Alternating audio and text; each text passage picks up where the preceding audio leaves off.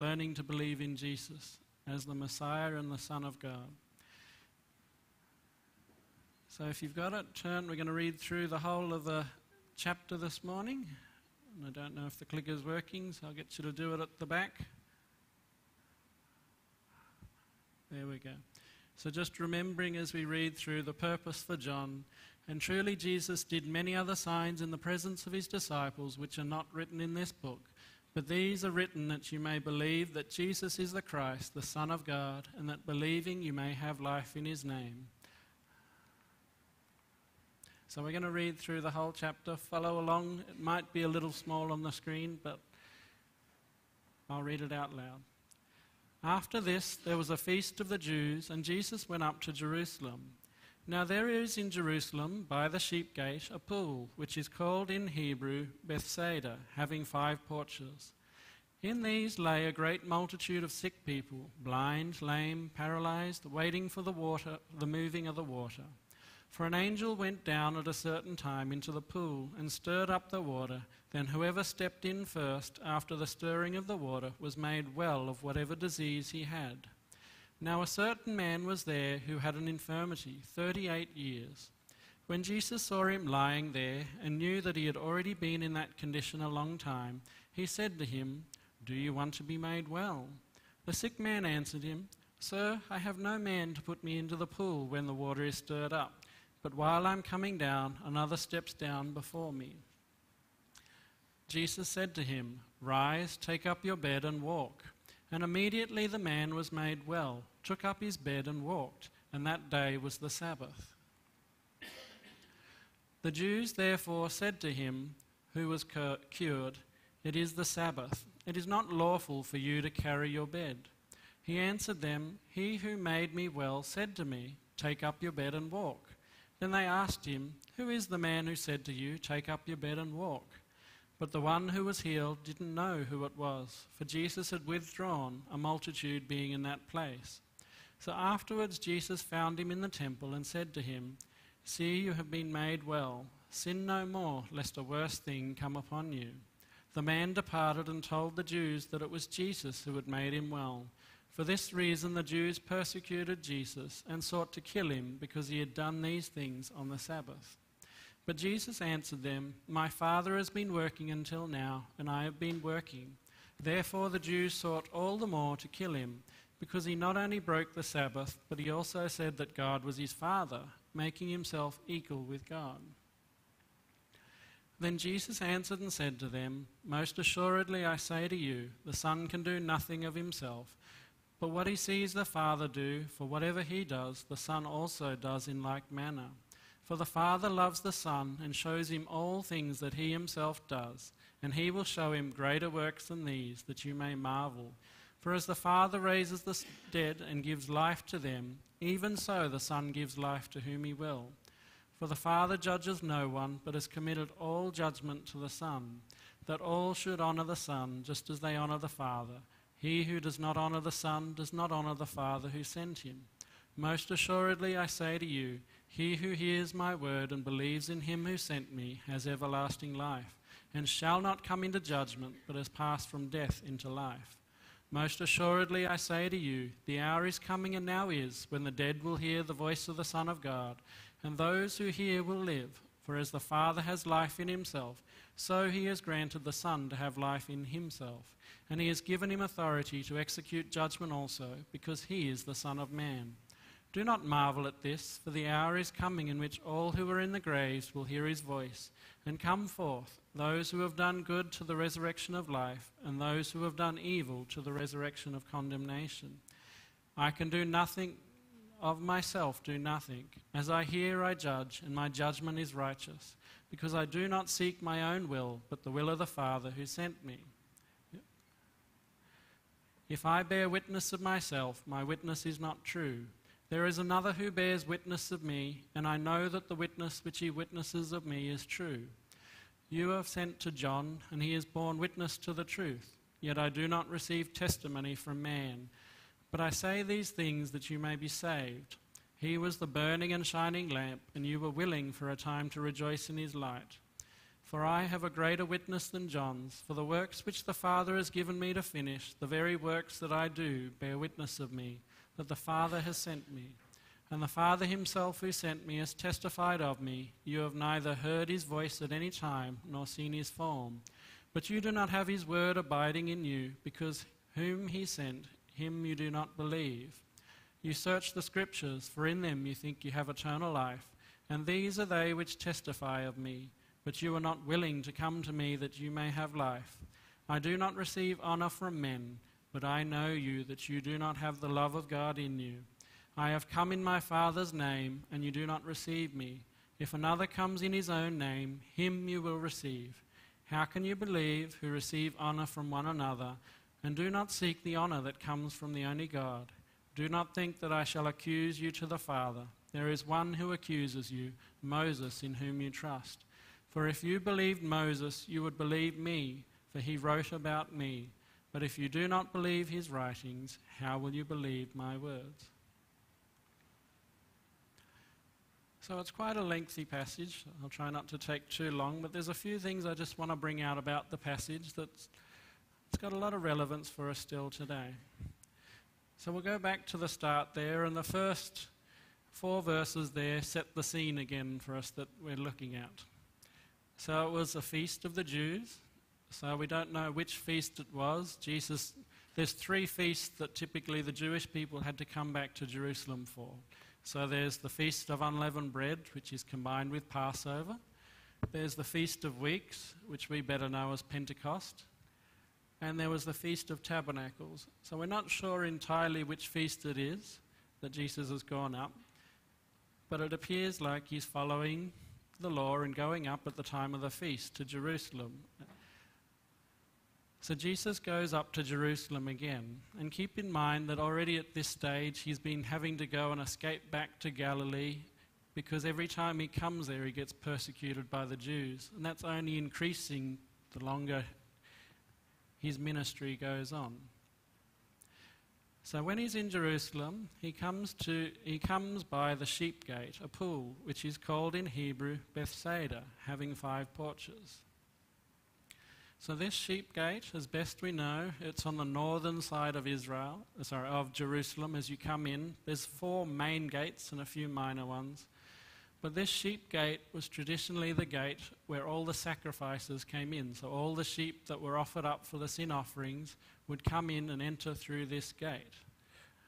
And that's significant for the picture that Jesus also paints for us. But it comes in by the sheep gate, and it appears as though this pool previously was used to also wash and clean all the sheep and prepare them for the sacrifices.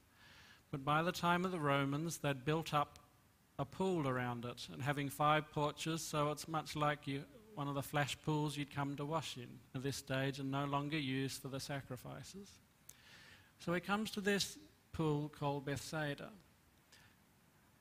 and in it lay a great multitude of sick people, blind, lame, paralyzed, waiting for the moving of the water.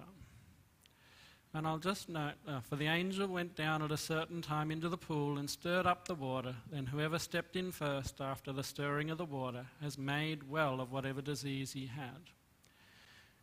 So there is a bit of a text issue in here, because the end of verses 3 and 4 there, after it says waiting for the moving of the water and for the angel going down, it appears as though that wasn't in the original writings, because the oldest manuscripts that they've found, it doesn't have it in it. So it appears as though it might have been a scribal error or insertion trying to explain what's going on and why people were waiting. But what we do know is that people came and waited by the pool, all the sick people. So whether or not there was an angel that came and stirred up the water, that's up for debate about whether that's something that really happened, or whether it's just what the people actually believed was going on at the time. But they obviously believed that healing happened at this at this pool of water, and they could be healed. So that's the setting that we have for what goes on afterwards. So when Jesus came in, there was a certain man there who had an infirmity 38 years. And Jesus saw him lying there and knew that he had already been in that condition a long time, and said to him, do you want to be made well? Now, 38 years is a long time to be sick with something and invalid, and it appears as though he didn't have much movement at all. So he'd been there. We don't know how long he'd been coming. We don't know how he got his injury, whether it was from birth or whether he got the injury and became an invalid later in life and had just been coming to this pool since then. But Jesus coming and going, maybe he'd noticed him on his other trips coming into Jerusalem. But he saw this man this time lying down, and he comes and asks him what's quite a strange question. Knowing the context of this place and that it's a pool where all the sick people are waiting to get healed, he asks him this question, do you want to be made well? Seems like a bit of a duh. Why you ask something like that? That's why I'm waiting here. But Jesus is pointing out something to him. Pointing out something in the man's attitude, which we see in the man's response. Because the sick man doesn't say, yes, I want to be made well. He says, sir, I have no one to put me into the pool when the water is stirred up, but while I am coming, another steps down before me. Jesus asks him, do you want to be made well? But all the man can focus on is that I've got to get to this pool. That's the only way I'm going to get better, is for me to get into this pool, to get healed. And put that in context, here's this pool which is sitting just outside the temple of Israel, the place where all good Jewish people should go, where they believed that the God of Israel was, and his glory was there.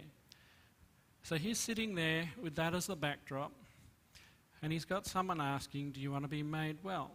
And he says, just get me into this pool and I can be better. And Jesus says to him, rise, take up your bed and walk. And immediately the man was made well, took up his bed and walked, and that day was the Sabbath. So it's a short dialogue, but there's a lot there, because it shows an attitude that a lot of us can have today too.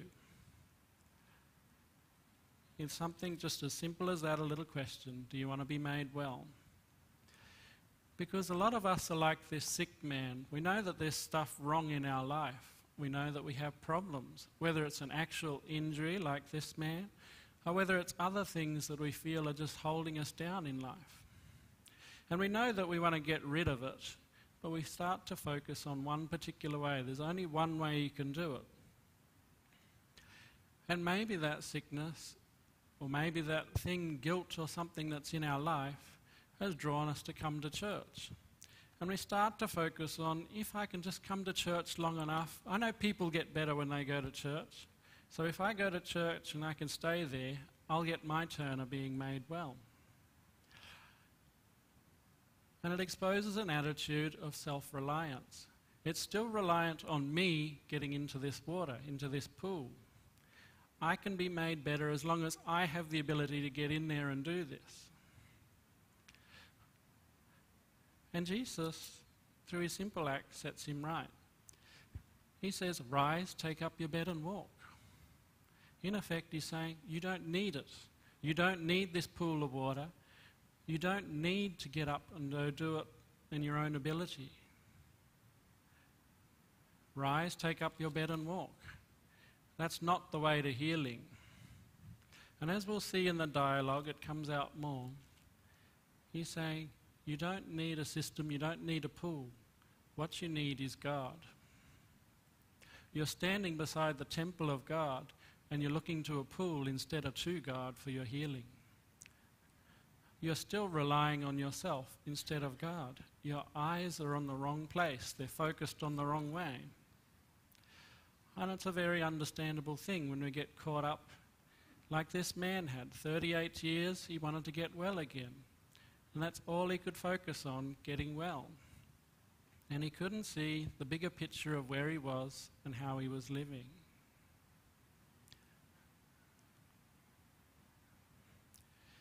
But it also brought up another controversy that Jesus is going to raise as well.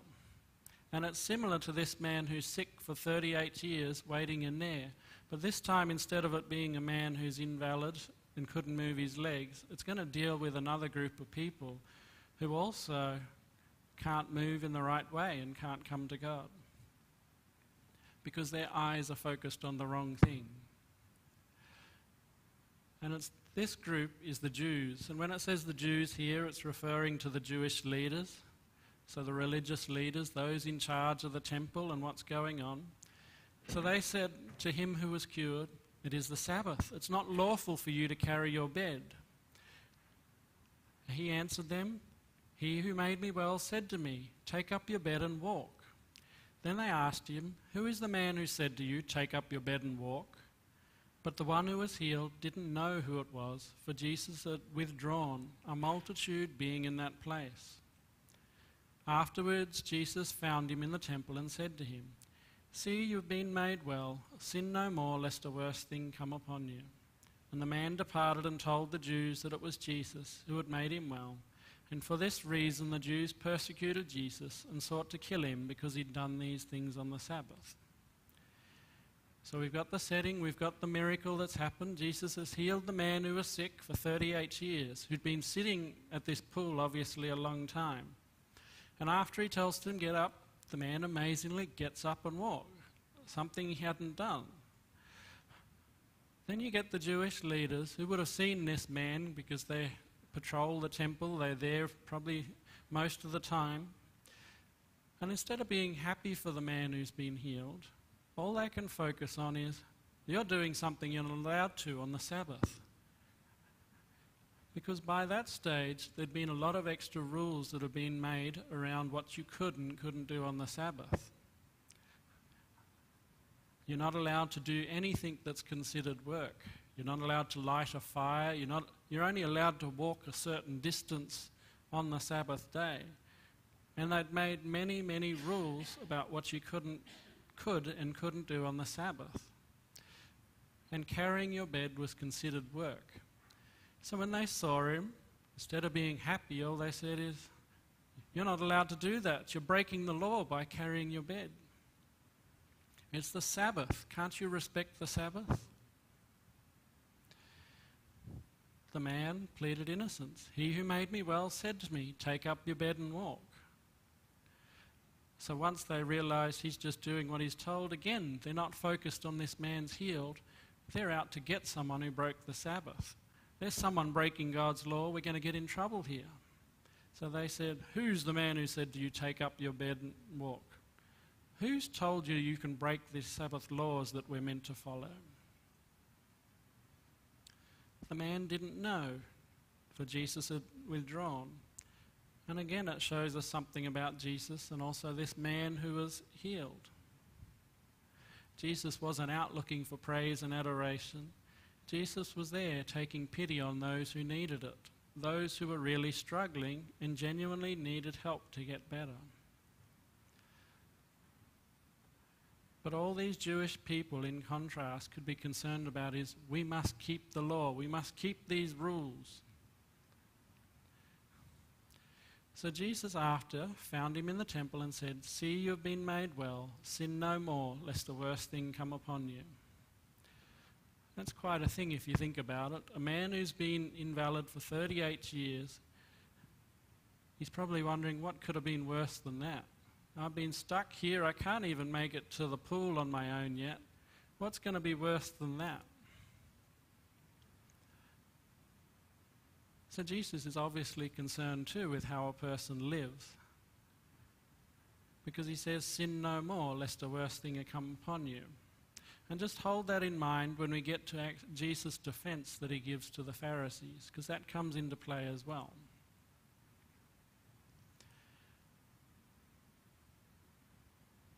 So the man departs from the Jews and told him that it was Jesus who'd made him well. So we get the idea now that once the Jews know who it is and they know it's Jesus, who they're already upset with as it is, he's gone in the past, he's cast them out, all the money changers out of the temple. He's not getting on well with him. So when they find out it's Jesus, they corner him in the temple. And Jesus answers them and starts to give a defense. Jesus answers and says, "My Father's been working until now, and I've been working. He points out to them, well, one thing that upsets them, but another that's very important for us to understand. He says, my Father, being God, has been working until now. We get the idea of the Sabbath because of the first 6 days God created the world, and then on the seventh he rested. We sort of get the impression then he mustn't do anything on the Sabbath. But we forget the fuller picture of who and what God is and how he works.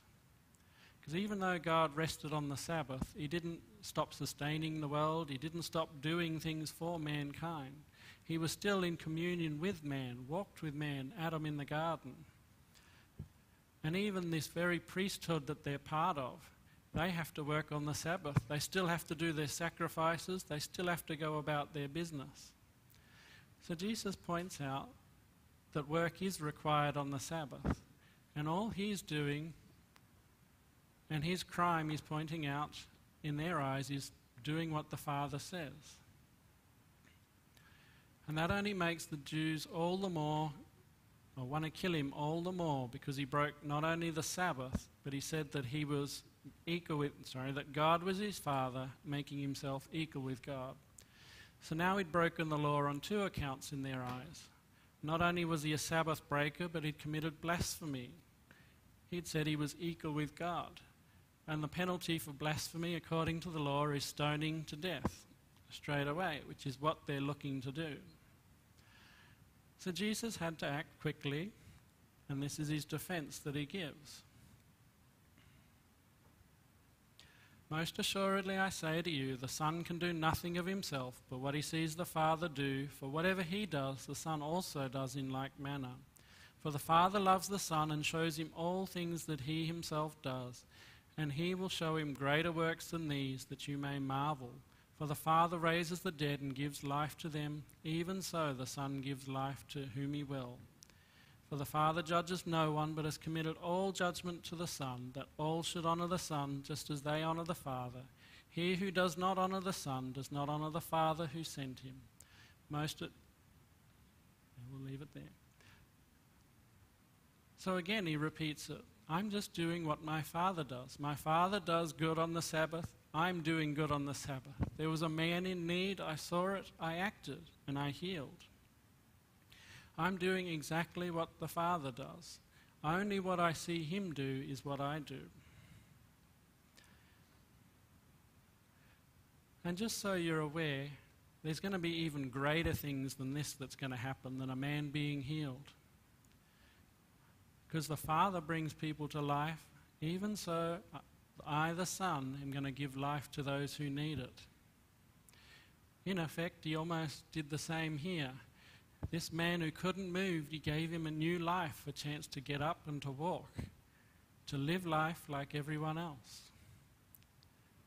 But it's pointing to a greater day, a day in the future, where the Son himself will be the one to judge and give life to people. Because it says the Father judges no one, but has committed all judgment to the Son, that all should honour the Son just as they honour the Father. And he points to his ministry again, which is interesting because later in John he mentions it, but also in John 3, he told them previously to Nicodemus, he didn't come to condemn the world, but to save it. But now he's telling the Pharisees that the Father doesn't judge, but all judgment is committed to the Son. So he is saying, I am the Messiah, I do have the right to judge, and I am going to judge. I have all this authority, but the basis of judgment, I guess we get from it, is I haven't come like you're expecting just to judge all the Gentiles. The basis of my judgment is what you hear here on verse 24. Most assuredly I say to you, he who hears my word and believes in him who sent me has everlasting life, shall not come into judgment, but has passed from death into life.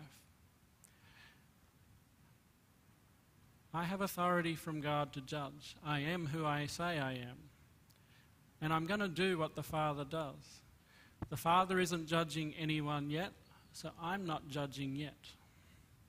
But don't mistake that as a lack of power or authority. It is mine to do, and I will do it. And this is going to be the basis on what you do with what you hear today, what you hear in my message, and whether you believe that I am who I say I am. That's what's going to determine the judgment that gets passed, and whether you're going to live or die.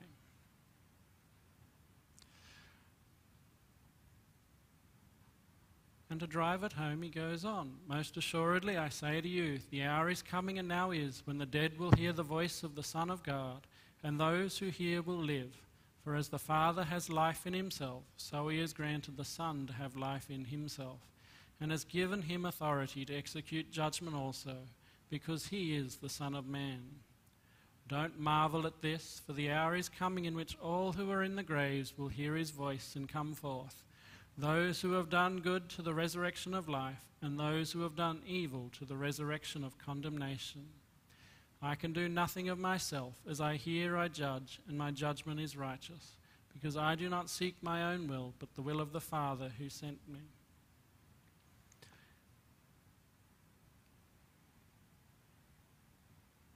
He's pointing back that he does have authority from God to do what he does. And as I've already said, he's pointing to the last day when this judgment will come. You might not see it now, but that's because the time that I'm here now is to see who will believe. But there will come a time when that judgment will come, when all men will have to answer for whether they believed in me or not. And it's on that basis that they will be judged about whether they have life or whether they're going to receive condemnation. That's just as the Father wills it to be. It also gives us an insight into God the Father, because we often get this picture, or can get the picture, that God in the Old Testament, he was just about judging sin. He just wanted to go and punish people. You saw how the Israelites came into punishment all the time, and the nations, he's out to kill people. He just wants to get them and deal with their sin. But through this, when Jesus is saying, he's withholding, I'm acting like the Father. God didn't want to condemn the world ever. He's always wanted people to believe in him. And he's given grace, he's given time for people to do it. But at the end of the day, it will come to a time where you will be judged for what you do, whether it's believing in me or not.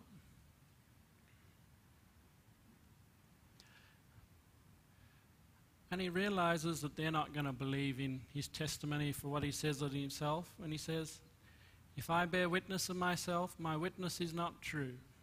So he starts calling in the witnesses to help them believe that he is God. He is who he says he is. There is another who bears witness of me, and I know that the witness which he witnesses of me is true.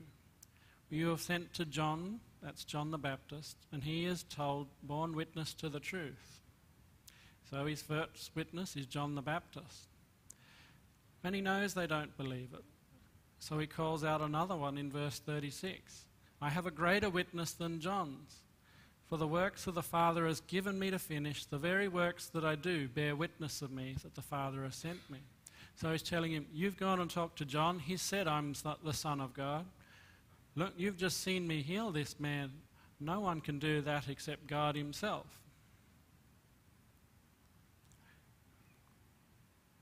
I'll call up another witness. You've got God the Father, he himself. He confirmed at the baptism, this is my beloved Son in whom I'm well pleased. You've got the voice of the Father himself who's testified. Though he says, you have neither heard his voice at any time nor seen his form.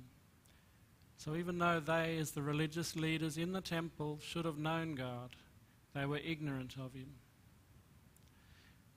You don't have his word abiding in you, because whom he sent, him you do not believe. And as his fourth witness, he brings up the very thing that they're trying to judge him on. He says, you search the scriptures, for in them you think you have eternal life, and these are they which testify of me. So he calls up four witnesses besides himself who say that Jesus is the Son of God, who have told it to these very people who want to stone him and condemn him for blasphemy. But you are not willing to come to me that you may have life. I do not receive honor from men, but I know that you do not have the love of God in you. I have come in my Father's name, and you don't receive me. If another comes in his own name, him you will receive. How can you believe who receive honor from one another, and do not seek the honor that comes from the only God? Do not think that I shall accuse you to the Father. There is one who accuses you, Moses, in whom you trust. For if you believed Moses, you would believe me, for he wrote about me. But if you do not believe his writings, how will you believe my words? And he's pointing back to Moses in his lifetime said there's going to be another prophet that'll arise, Jesus. I said there were similarities between the Pharisees and this sick man. So these Pharisees didn't know God. Even though they were in the temple, they were sitting right in the temple when they accused Jesus. The very place they're meant to seek and know God, and to know the way of life and to give the way of life to others. Their focus was fixed firmly on just following rules. It was on, we need to keep the Sabbath, we need to follow this rule and we'll be all right. They didn't want to break any law in case God might judge them for it. They'd focused so much on this way, this is the way of life, in not breaking rules, that they'd turned their eyes away from God, and their God had become following rules. Their way of life was just to follow rules. If you do this, you'll live. If you don't do that, you'll be all right. It had become very legalistic. And it's a danger that we can fall into today too. I mentioned about church. Church should be the place where you come and find God, where you should see God visible in people's lives. But often we can get caught up when we think of church, or we think of religion. We said it's just a way of life about how to do it. If you follow this way of life, you'll be right. And while we're close to where God is, we're so very far away, because God doesn't call us just to a way of life. He calls us to Him first of all. Notice that Jesus healed the man first, and then He came to him and said, sin no more. So first God fixed him up, and then He said, now you've got to start living the life that you do.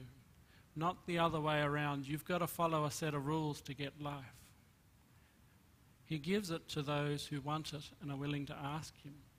Even though this man didn't know who Jesus was, he called out and he answered, and Jesus took pity and healed him. And it can be the same with God. God desires all men to call out to Him and not to seek to do things your way to get life. Because the Christian way is not just following a set of rules. Christians should be defined by the love they have for God and doing the things that they saw Jesus do. Just as Jesus pointed out, all He was doing was what God the Father was doing. His Father was seeing people in need and reaching out to them. He was seeing the invalids, those who can't help themselves, and taking pity on them and helping them. God was more concerned with these things, those who can't help themselves, than He was with a set of rules. Doesn't mean He didn't care about the rules, but He cared more about people than trying to follow a set of rules. And it often gets in the way of us shining a light for God. Because once we start to turn our focus away from doing what God does into following a set of rules, it shows through. And it's one of the charges that people put against Christians. You have no joy, you don't do anything because all you've got is this set of rules that stop you from doing anything. And they don't see the life of God in you anymore. And it's the problem that the Pharisees had and they were obsessed with. We want to do what's right. We want to follow the letter of the law. Moses says we're meant to stone to death anyone who blasphemes God. And yet they couldn't see all the signs of God at work. They didn't know what God was really like to see the signs and recognize Him. do we today?